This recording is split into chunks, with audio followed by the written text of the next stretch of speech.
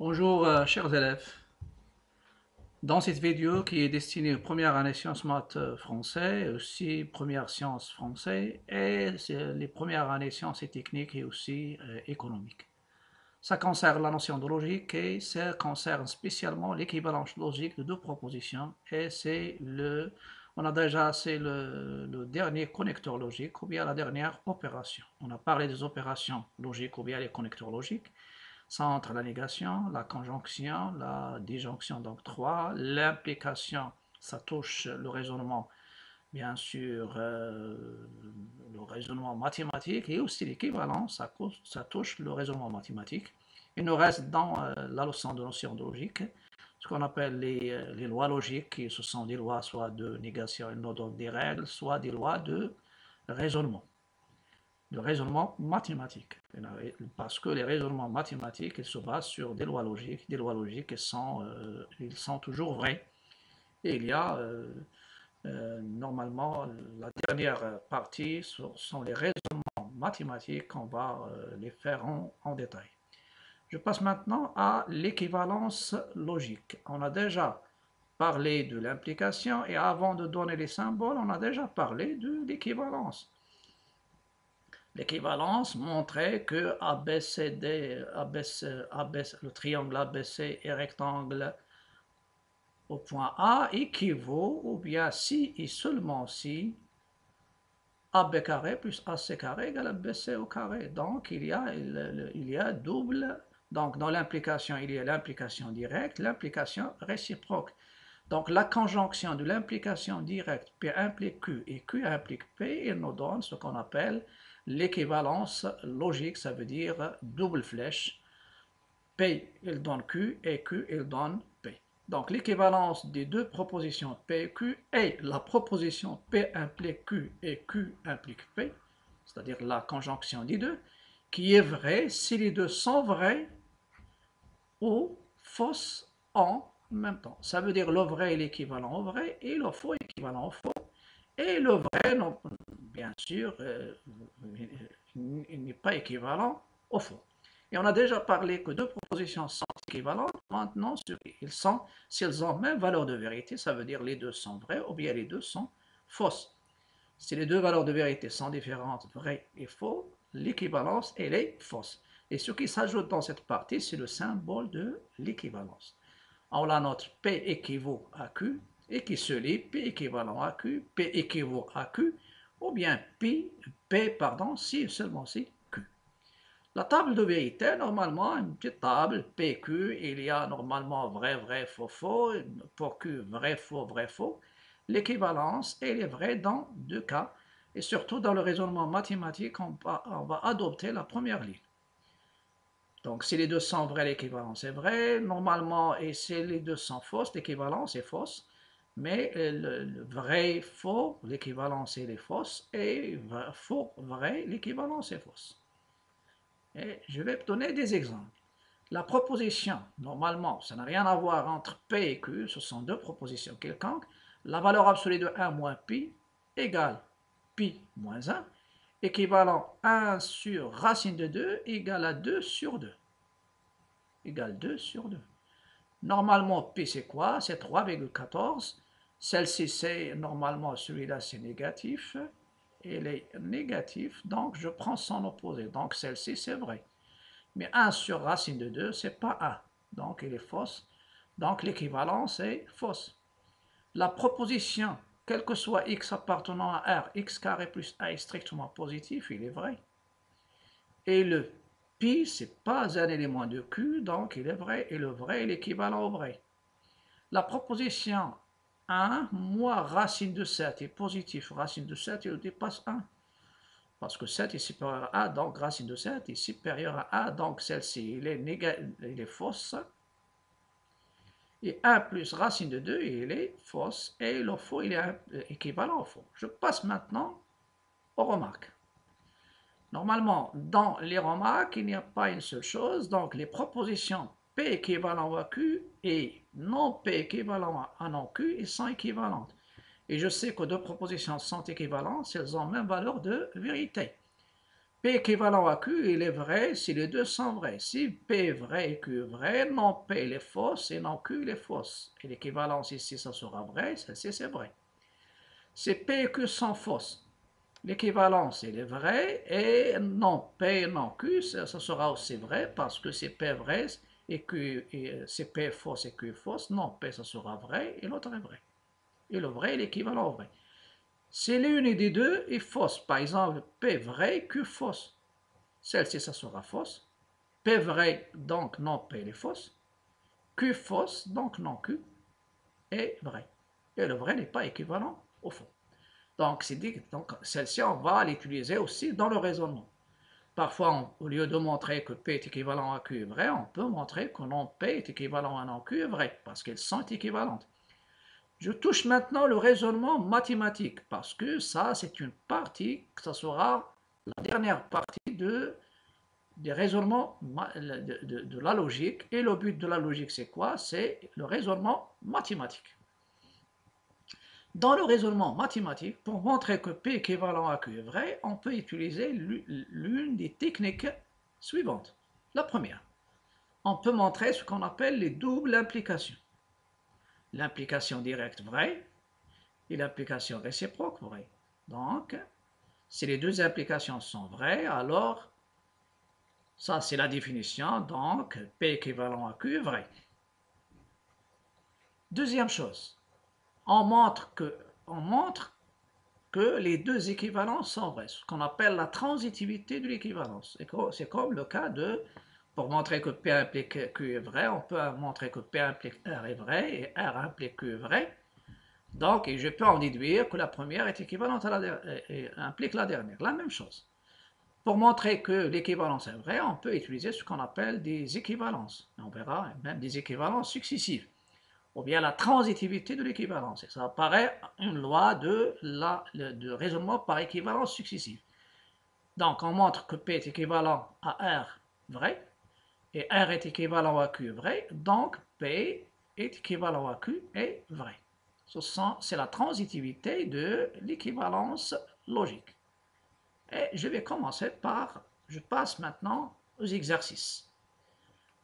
Dans l'exercice, vous avez dans l'exercice soit A et B deux réels, deux réels quelconques, montrer que la proposition A carré, et parfois dans le raisonnement mathématique, on peut, au lieu de dire est vrai, on peut transformer celle-ci d'une autre manière. Montrer que quel que soit AB appartenant à R et carré, 2 points, A carré plus B carré égale à 0 équivaut à égale à 0 et B égale à 0. Si on n'indique pas elle est vraie, ça veut dire on montre des choses qui sont vraies. Si on veut montrer qu'elle est fausse, on peut signaler, montrer qu'elle est fausse. Maintenant, montrer que la proposition est vraie. Donc, pour cela, je vais prendre deux réels quelconques, soit A et B appartenant à R au carré. Voilà.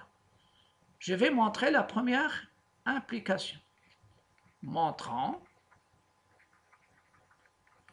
que, vous pouvez remarquer, montrant que A carré plus B carré égale à 0 implique A égale à 0 et B égale 0.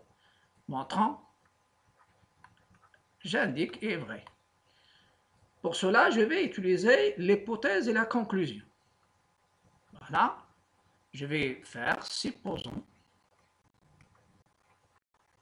que A carré plus B carré égale à 0, bien sûr entre parenthèses vrai, et montrant que A égale à B égale 0. Donc je veux partir, bien sûr, ici la même chose, vrai. Dans le raisonnement, normalement, parfois, je peux même ne pas signaler vrai, montrant que. Et je vais utiliser les implications, c'est-à-dire le raisonnement par implication successive. On a A carré plus B carré égale 0, implique A carré égale moins B au carré. Normalement, n'oubliez pas que b carré, il est positif ou nul. Donc, moins b carré, il est négatif ou nul. Donc, celle-ci implique que a carré est négatif ou nul. Car, et ceci implique, et on sait que a carré, il est supérieur ou égal à 0. Donc, un nombre qui est inférieur ou égal à 0 est supérieur ou égal à 0, donc il est nul. A carré, il est égal à 0. Et si a carré égale à 0, alors a égale 0. Et on a a carré plus b carré égale à 0 et a carré égale à 0. Celle-ci implique b carré égale à 0 et ça donne b égale 0. D'où a carré plus b carré égale 0 implique a égale à 0 et b égale à 0. Vrai. L'implication réciproque, c'est une vérification. Supposons a égale 0 et b égale à 0. Donc, a plus b, a carré plus b carré, ça sera égal à 0. Il est vrai. Finalement, d'où je peux maintenant faire la conclusion. Quel que soit a, b appartenant à r au carré, quel que soit, bien pour tout a, b appartenant à r au carré, a carré plus b carré égale à 0, équivalent à a égale à 0 et b égale à 0. Et celle-ci, il est vrai, bien sûr. Ça, c'est le premier raisonnement. C'est-à-dire, normalement, c'est le raisonnement. Ça, c'est un raisonnement. Et on peut même montrer que, quel que soit AB appartient à R plus le tout au carré, A plus B égale à 0, équivalent, la somme de deux nombres positifs et nuls, c'est seulement si les deux sont nuls. Et on peut même montrer aussi, si les deux sont négatifs, pour tout AB appartient à R moins au carré, A plus B égale à 0, équivalent A égale à 0 et B égale 0. Donc, cette proposition, normalement, elle est vraie. Voilà. Dans l'exercice 2, on va utiliser les équivalences, c'est-à-dire la transitivité de l'équivalence. Soit x appartenant à R, montrer que la valeur absolue de x moins 1 inférieur ou égal à 2, 1 demi, inférieur ou égal à 1 demi, équivalent à 1 sur x plus 1 supérieur ou égal à 2 sur 5, inférieur ou égal à 2 sur 3. Et on peut poser la question autrement, soit par quel que soit. Dans ce cas-là, je vais essayer de partir soit de P et par des équivalences vraies en aboutir à Q, ou inversement. À partir, essayez de voir quelle est la partie. Vous avez le droit de commencer par P par des équivalences vraies aboutir à Q, ou bien à partir de Q par des équivalences vraies jusqu'à P, comme vous voulez. Solution. Donc je prends ici soit X, un réel, quelconque, ce n'est pas les cas. Et je vais utiliser ce qu'on connaît sur la valeur absolue. La valeur absolue de x moins 1 inférieur ou égal à 1 demi équivaut à x moins 1 car vous avez valeur absolue de x inférieur ou égal à r avec r supérieur ou égal à 0. Il est équivalente x compris un encadrement entre moins r et r. J'ai le droit d'utiliser maintenant les équivalences. Donc, x moins 1 supérieur ou égal à moins 1 demi inférieur ou égal à 1. Donc, ces deux équivalences sont vraies.